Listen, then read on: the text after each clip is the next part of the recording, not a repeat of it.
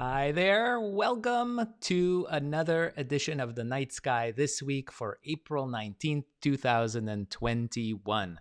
We've got a lot to share this week in the night sky, so why don't we dive in?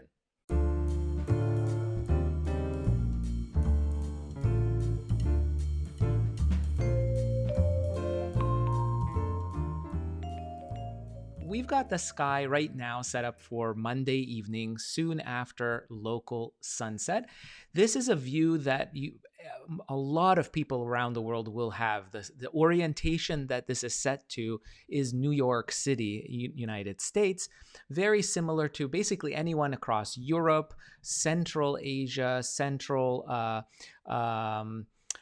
United States, Canada. This is really where it's set. And if you're in the southern hemisphere, the views will be in a different orientation for many of these objects. And especially near the horizon, it will be flipped in many cases, especially when we're talking about how the moon is oriented and how it's paired up with planets.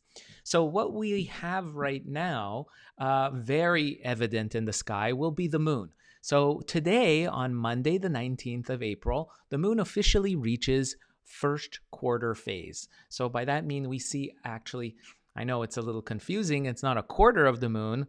Well, it actually is a quarter, but we're seeing half of the round disk of the moon illuminated. And we call that a quarter moon. And as it's cycling through its month-long phases that it goes through, this is what we call the first quarter. And it's heading towards a waxing gibbous moon and then eventually a full moon late next week. So what you'll see first off is that the moon is paired up with two bright stars, Castor and Pollux, in the constellation Gemini. So you're looking for the moon when the sun sets tonight, Monday, April 19th, in the southwest western sky. And the moon was big news, by the way. I don't know if you noticed it, but it was paired up with Mars over the weekend. So the moon was down here, basically. And it was really a beautiful pairing with that orange-colored Mars that it is. And now it's jumped over for Monday night next to Castor and Pollux. It forms a beautiful lineup. And it's interesting, these two stars do have a difference in their coloration. Can you notice that difference? If you go out and in the evening sky, even when the moon is long gone from Gemini by Tuesday, Wednesday, Thursday this week, you will still see those beautiful stars pinning down the western sky, southern sky, depending on what time of the night you're going. But those two stars are really beautifully bright. You've got Pollux, which is 33 light years away. Castor is 51 light years away. So that's how long the light takes to reach your eye.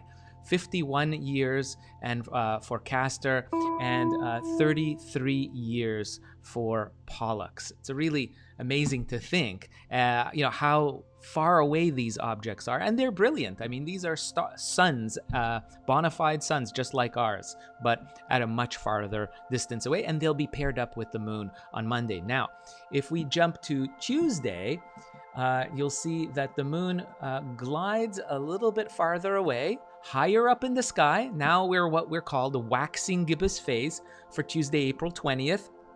And it's at the head of Cancer, the Crab constellation. Another zodiacal constellation that the moon is riding through this week. And you can clearly see it right there. And what's very neat is that right inside, nestled within the crab, is a beautiful open star cluster.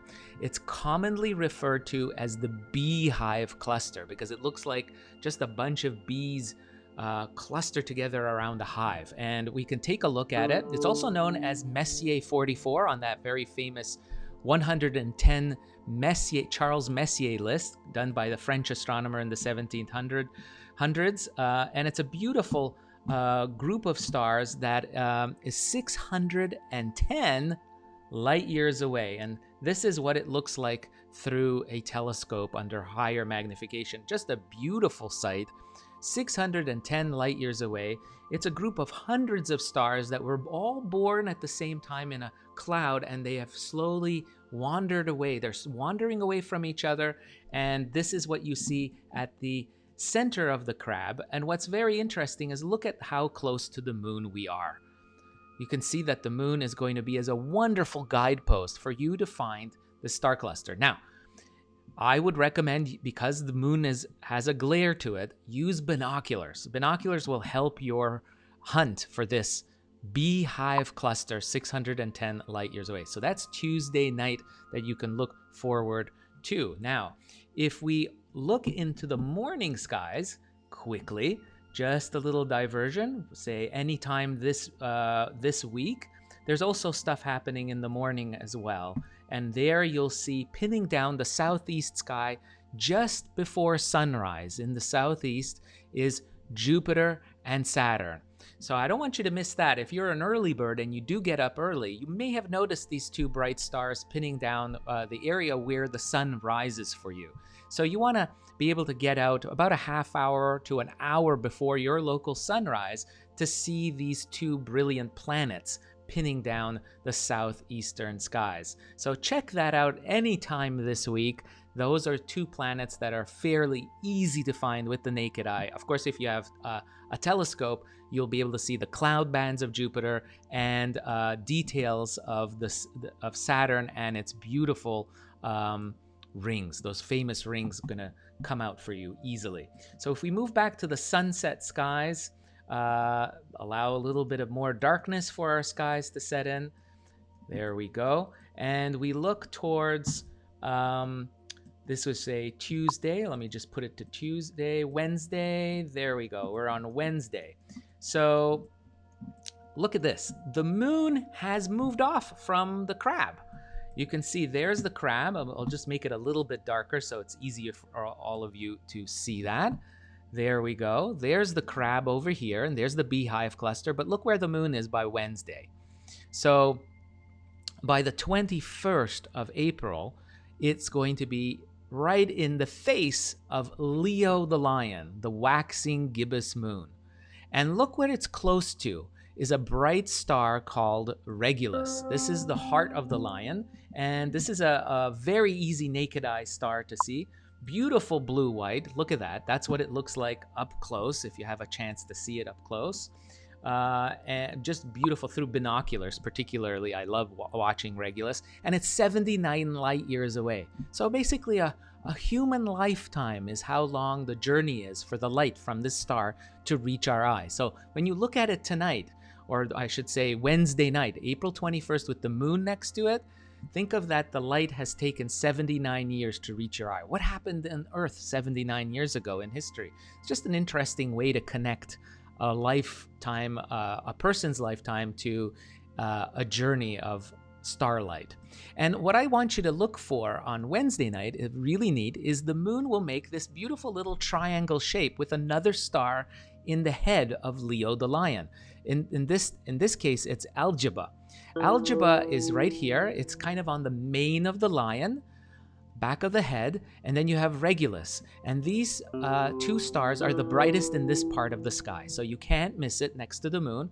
The glare of the moon you'll have to combat a little bit, but look for this beautiful triangular shape between these three objects. It is really nice. And then if we go to Thursday, let's see if we can move to Thursday night, and you'll see that the moon will pop over to the other side. So here we go. Now the moon is still in Leo on Thursday, April 22nd, but the moon is now in the belly of the lion. A very strong, waxing gibbous moon. We're nearing the full moon, right? And so this is Thursday night, and look, another time you have this beautiful triangular formation with Algebra, Regulus, and the moon, all three together. So how about that? Isn't that cool? I love this. This is really good. Got it here for Thursday night, April 22nd, but there is something else happening April 22nd, something that is very special, I think, and something that is open to everybody who has clear skies, and that's, of course, is a meteor shower. Now, we've had about a 4-month drought with no good meteor showers for us to see. These shooting star shows are very popular around the world, and now we're kicking off a new season with back-to-back meteor showers, and the first one is called the Lyrids. The Lyrid meteor shower peaks on Wednesday night into Thursday morning is really when it is, and you can even see it onto Friday as well.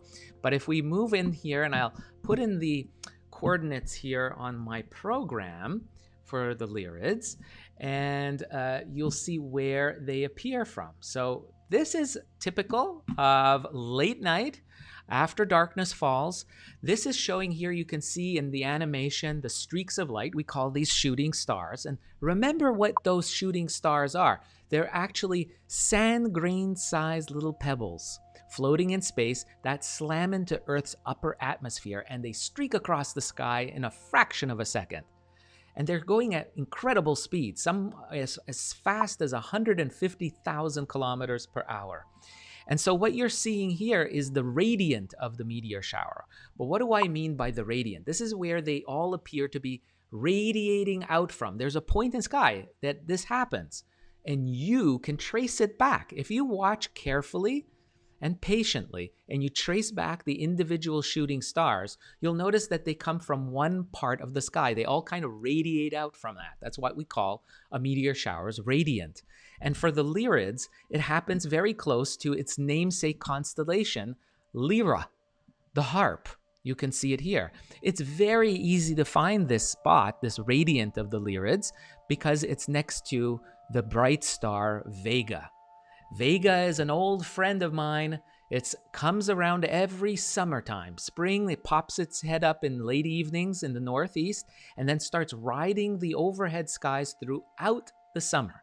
And you and I are going to be exploring a lot of this part of the sky together all throughout the next few months. There's a lot of really interesting things, and Vega is a wonderful guidepost for us for the future. So do stay tuned to a lot of content, sky content, regarding this part of the sky. But we're here to talk about the meteor shower. So the Lyrids gets its name from the constellation where they appear to radiate out from. It's the same thing for the Geminids. They appear from Gemini. The Leonids appear from, of course, Leo, the lion, right? So, and so on. So all major showers are named after their constellations. That gives you a hint of when and where in the sky to look for them. So the Lyrids come close to the star Vega, which is the lead star in Lyra. So it's very easy to find the radiant. It rises late at night this time of the year.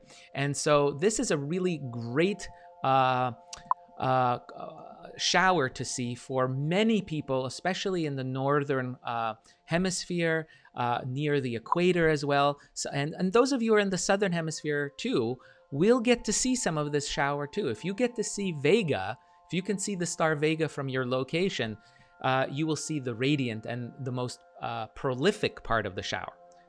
Now, how many meteors can you expect to see from the Lyrids? Well, it depends on how good your sky conditions are. So if your sky conditions are very light polluted, you live near a city, maybe perhaps you can expect anywhere from maybe 5 to 15 shooting stars per hour. If you live in a darker suburb, maybe in the countryside, or you can go out to the countryside to see this show, you will see much more meteors, maybe upwards of 20 to 25 even, perhaps, if we're lucky, and you have dark skies. Now, there's one caveat to this year's show. I mean, this is an annual meteor shower. Comes around every April 22nd and 23rd.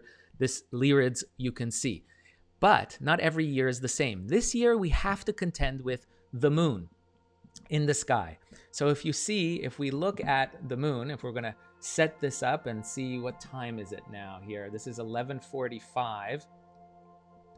And you can see the moon, the Vega up there.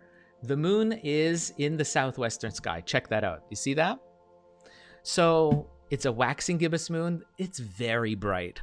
So I would normally tell you to, head out right after darkness falls on Wednesday night, Thursday night, and even Friday night to see some of these meteors. Particularly Wednesday night would be a great time to go see it. But you have this moon to contend with right there. That moon is really going to wreak havoc with this. You see how nice it is? This is set around, I would say around near midnight. So what you want to do, a technique that you can do, but you got to be dedicated to do this, I think. You want to wait until the moon sets. Once the moon sets, you've got a much darker sky. And you see what time that is around 3, 4 o'clock in the morning. So Thursday morning, 3, 4 o'clock, once the moon goes below your local western horizon, it leaves behind a darker sky. But there is also something good about this. It might be worth it, because that period of the night between 3, 4 o'clock, a couple of hours before your sunrise, is the best prime time to see meteors in any meteor shower. Usually is the darkest part of the night, and you get to see the most meteor showers. The way the Earth spins on its axis, your location at 3, 4 o'clock in the morning will be pointed towards where we're slamming into that cloud of material that causes the meteor showers. So that is whatever meteor shower we're talking about, anytime, that's usually the best time to see it. But like I said, you got to set your alarm clock, and you got to be out there between 3, 4 o'clock when it is the darkest. Now, I'm not saying not to go out on Wednesday night when the moon is up earlier, like 9, 10 o'clock. You will see some meteors, especially fireballs, unusually large meteors, bright meteors. They're baseball, basketball sized stones. You might see those. So it's fun. If you can't get out in the early morning, I understand. Don't forgo it. Do spend maybe an hour outside and look for meteors on Wednesday night, but just be aware that the moon is up. And one very good technique, by the way, what you want to try to do when you have the moon up like that in front of you, don't stare at the moon. Try to make sure your eyes are as adapted the best way they can to darkness. So turn off your porch lights, any kind of light that's around you. Make sure your eyes are adapted to darkness. It takes about 15 minutes for that to happen, 20 minutes perhaps, something like that. And you'll notice in that time period, you'll see more and more stars. But make sure that you keep the moon, which will be up in the evening sky on Wednesday night, on your back. Don't look at the moon. Keep it towards the back so that your eyes are best adapted as possible to seeing all those meteors, okay? So that is my tips for the Lyrid meteor shower peaking April 22nd and 23rd. It's a fun thing to see for sure. So there's one more cool event that I wanted to show before I leave, and that has to do with something called the Arch of Spring. Now, this is something I ran across this week. I love reading different astronomy magazines, and one of my favorite ones, of course, is Sky and Telescope, and they have a great little thing that they had about what's called the Arch of Spring. And I remember reading this a while ago, and I thought, you know what, I'm going to share this with you guys because it's, again, a great way to learn the night sky. And so if I set the sky up in the evening time when it gets dark locally for you, and I'm going to have it set up here looking towards the western sky. And what you'll notice is this arch of bright stars. If you start at the top of the arch, is marked by Pollux and Castor, the Gemini twins. We just talked about it at the beginning of the broadcast. And then we kind of make a natural arch downwards. To the left of them, you'll reach another bright star called Procyon. Procyon is part of the little dog. And what's really neat about Procyon is that it is 11 light years away. It's one of the closest stars to the Earth, and it's one of the brightest in the sky, and marks a good early spring, late winter sky for the northern hemisphere marker. So you've got to the left of Castor and Pollux Procyon, and then to the right, go to Menkalinnon, a very difficult name star, but the really brighter one is Capella. So you've got this arch from Procyon, Pollux, Castor, and then the Auriga bright one is Capella here, and Menkalinnon right there. Now this marks an arc, a natural arc of spring. Try to find that. I'll have a sky chart for this for you, so you don't get mixed up. Makes it easy for you to find it. I'll make sure to do that for you guys. And this is also found in other cultures, this group, this arch. And it turns out that the indigenous people in Hawaii had this known as the canoe bailer. The canoe bailer. It had this I guess right here, all of these stars, and then the stars that mark out here, this little part here of the constellation Auriga, the charioteer right there with Capella. Now I'll mark this out for you, and I'll put a link to some of the stories attached to this, the canoe bailer from the indigenous people of Hawaii. The Hawaiians had this. So we're really interesting. So something that came across my desk today, and I thought I'd share that with you. And I'll have sky charts for all of this on my timeline on Facebook. Also have it on Twitter and Instagram, selected sky charts. And of course, if you love this video, please do subscribe to my channel, whether it's YouTube, Twitch, or Facebook. And make sure you give it a big thumbs up. Let's get more people sky watching and stargazing. You don't need to be a rocket scientist to do that. It's something easy that all of us can do at home from our backyard or bedroom window. So with that, I wish all of you guys a great week. Thanks for tuning in. And until next time, I wish all of you clear skies. Bye-bye.